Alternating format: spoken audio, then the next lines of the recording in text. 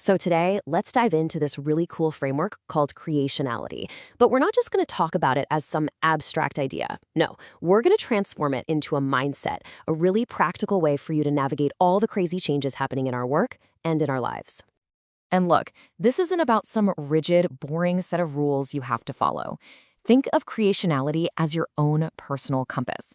It's a tool that helps you find your balance and stay on course, especially when those winds of uncertainty really start to pick up. To really get a feel for this, let's use a metaphor, okay? I want you to picture yourself as the captain of a ship. And this vast, open sea in front of you, that's our world. It's full of amazing opportunities, for sure, but also a whole lot of unpredictable risks. You've got a destination in mind, but how are you actually gonna get there? Well, to navigate this sea, you're going to need a solid ship and a great crew. And this really all boils down to three essential forces. Three things that absolutely have to work together in perfect harmony. First up, you have creativity.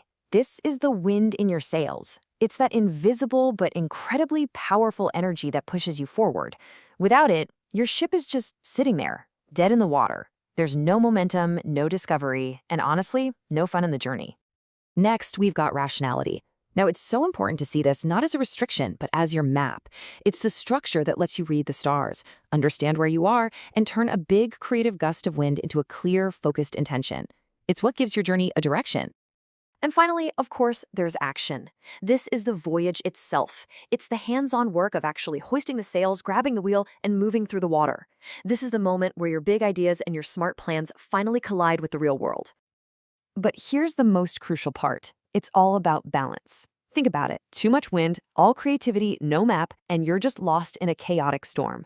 A perfect map with zero wind, you're just drifting, completely stuck. And all action with no map or wind, well, that's just reckless, and you risk capsizing the whole boat. And you know, this isn't just a theory. The history of innovation is absolutely littered with shipwrecks. Some really big companies that lost their balance and paid a heavy price. So let's look at a few of these cautionary tales from the sea.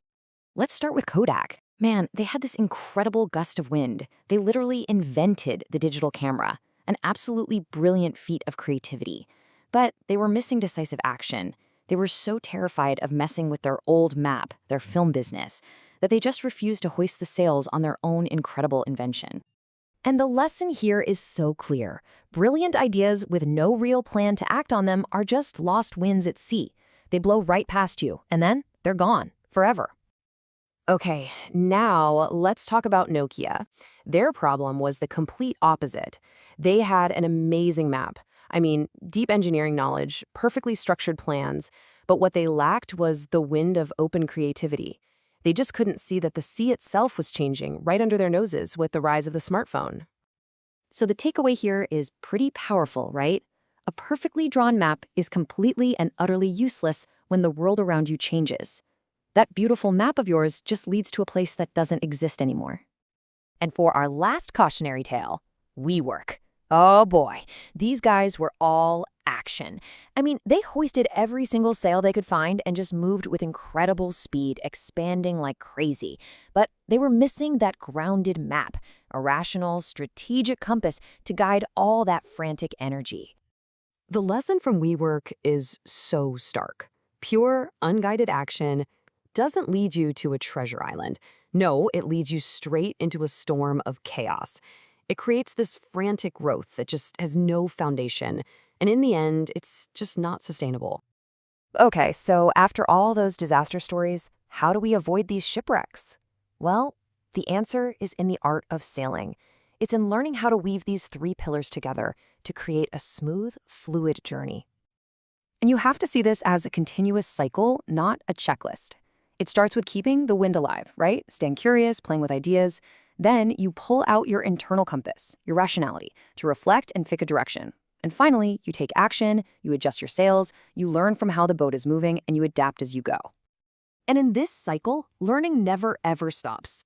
Every mistake, every unexpected wave, it's not a disaster, it's just new information. Every single failure becomes a valuable update to your map, which makes you an even better, smarter navigator for the future. All right, so how do you actually apply this? It's time to bring this all home. Let's think about your own journey. How are you navigating your personal and professional seas right at this moment? So let's start with this. Just think about a project or a goal you have right now, your current voyage. Are you maybe holding on to that map, to that plan, a little too tightly? Are you so focused on the route you've drawn out that you're kind of scared to catch a new unexpected gust of wind? Now think about this. What is one small adjustment you could make, maybe even this week? It doesn't have to be huge.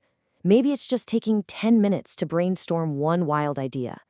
Or maybe it's pausing to check your map and make sure your actions are actually taking you where you want to go.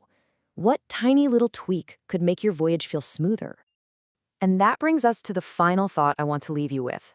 After exploring all of this, what does sailing with intention mean to you now? How are you going to balance that wind, that map, and that voyage to chart a course that is truly, uniquely your own?